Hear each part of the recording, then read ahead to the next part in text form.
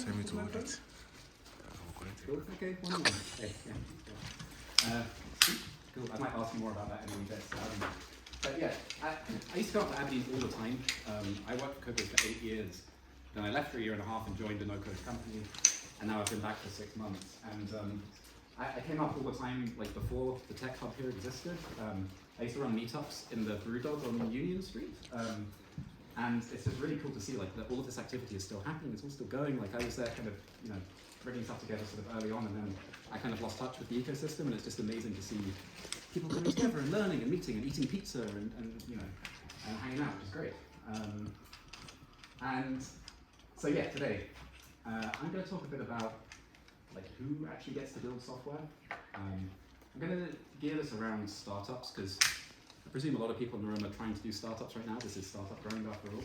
I'm going to talk about Nocode, of course, and why I think it's important. And then we are going to have a bit of a workshop. Another show of hands quickly. Who brought a laptop? Not everyone. That's okay. That's it's optional, but it'll be fun. We can probably help or something. Oh God, I've got so many show of hands at the start of this. Audience engagement. That's what we call it. Who here can code? Okay. Some people sort of. There's always like people who are like sort of, I'm probably like actually about here, I think. But in the world, only 0.5% of people can code. I mean, depending on who you ask, it's very few people who can do that. And traditionally, those are people who can code software. And I can't code, and I honestly, like I've really tried throughout my life. I had like a C++ for Dummies book when I was a kid, and then I had to learn like MATLAB in university when I was doing my maths degree, and I joined Codebase, and like all of these people were coders, earned way more money than me, and I was like, I want to learn to code, and I did Code Academy and all this free stuff. But I just can't do it. I just suck at it. And I look at stuff like this, and my brain just melts. Like I just can't deal with these big walls of text. Same when like I'm reading like a legal document or something like that. I'm just like I can't pass this. But I have built 2 software products now, and two of them have gone to market. One of them had a customer, and they were real. They were out there. They had payment processors, and people used them and liked them. And I've also built loads of internal tools, just for companies like CRMs, portals, that kind of thing.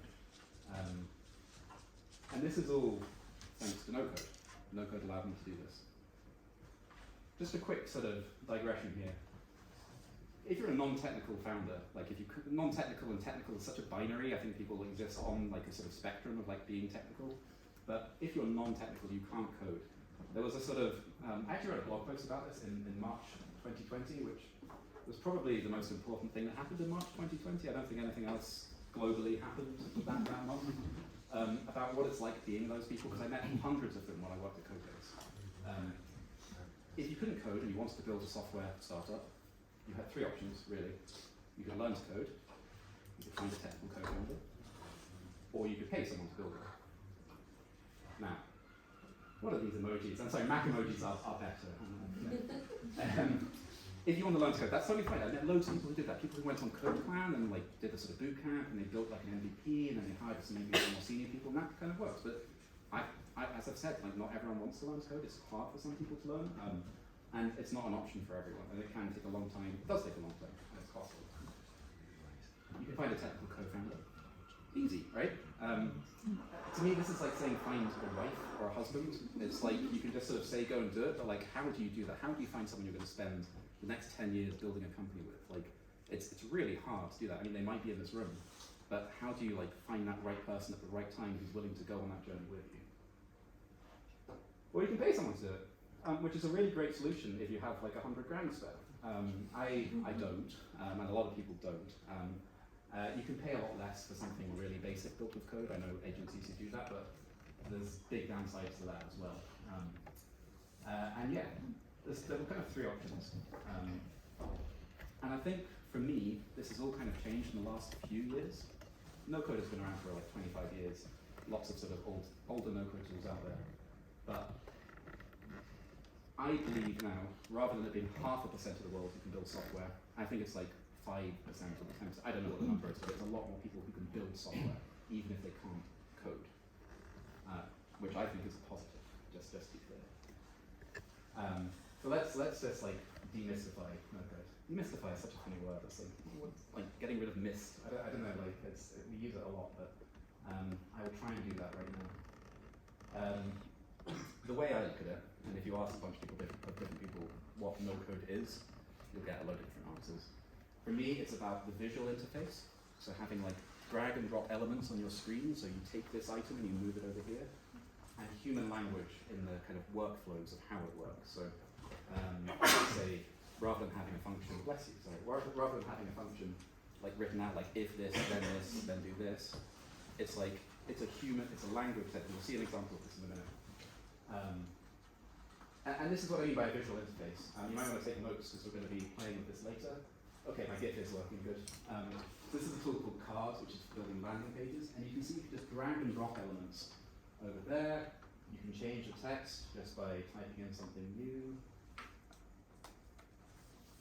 And what else can you do? Can you do anything else? Not in this GIF, but dragging and dropping things, moving things around. I've almost certainly used tools like this before. Like, you know, my mum asked me the other day, is MailChimp a no-code tool? I was like, well, it kind of is. Because you're dragging and dropping elements and it's creating HTML and CSS and JavaScript behind the scenes. You're not coding, but it is creating code for you.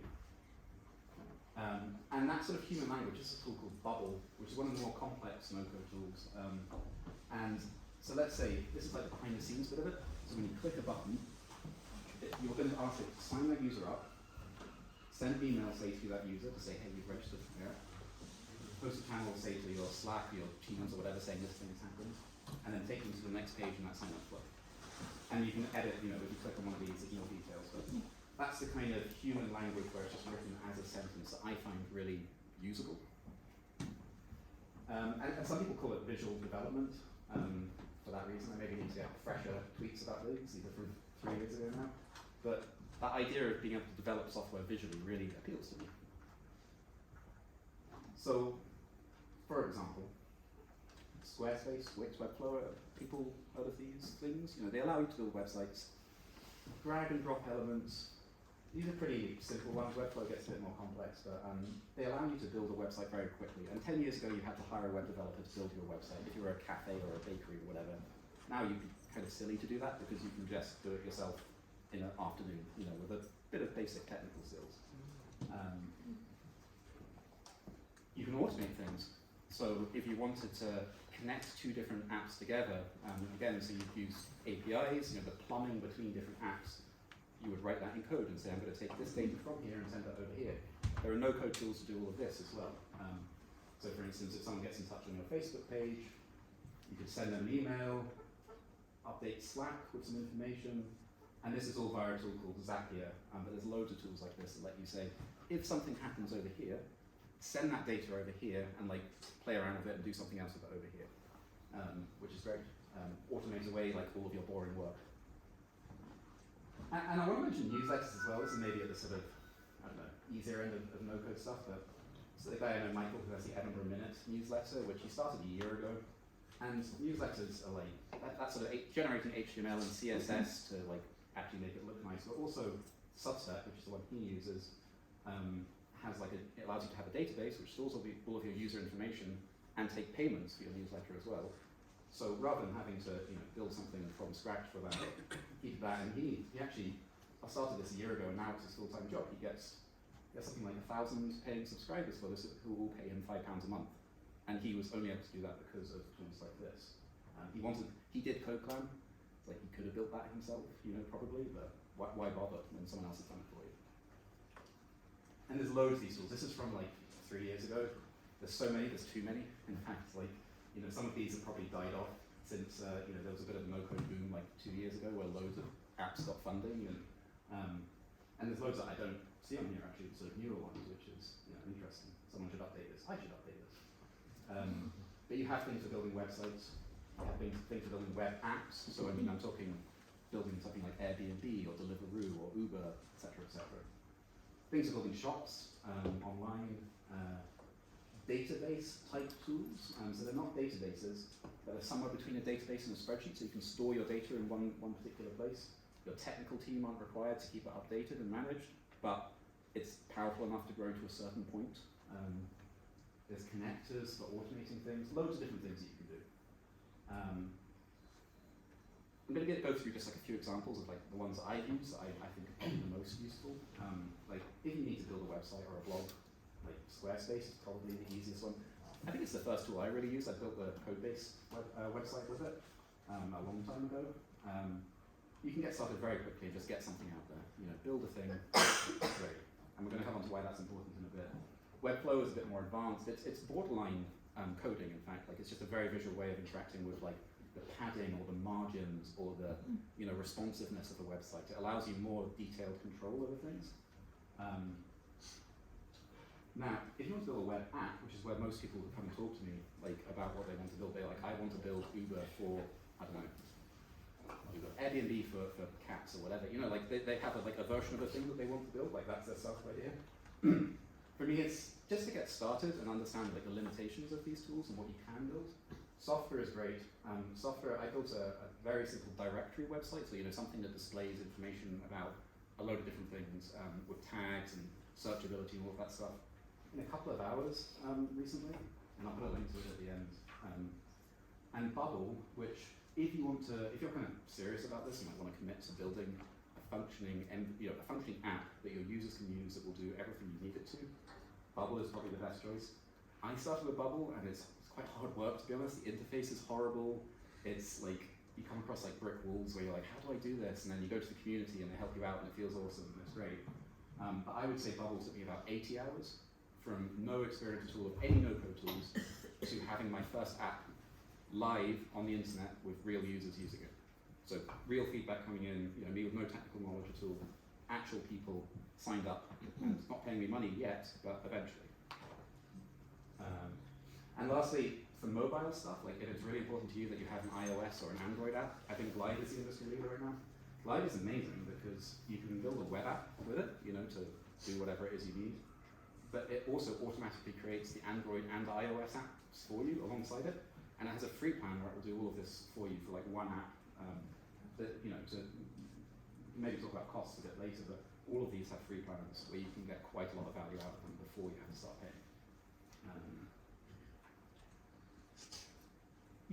I'm going to do a couple of case studies. These are weirdly like both law tech. For some reason, I don't know why this has happened, but they the two that came to mind when I was thinking about this. So the first one, partly because they built this, was the company I used to work for, a company called Stacker, which is interesting because Stacker helps you build internal tools like CRMs and things like that. But they actually built a business, a startup out of the tool because it was just perfect for their use case. They were about accessing IP in computer games. One of those niche things, they're lawyers, they were like, we understand this domain, we can't code, but we know there's a problem that we could solve. And they built a thing with Stacker, they raised 1.1 million Australian dollars, importantly. And I think they've raised another 2 since then, but they actually went on to using a coded software. They said, this is our proof of concept, it's got us so far, we're going to hire software engineers with all this money. Cool. Alternative story. Has anyone registered a business in the UK before?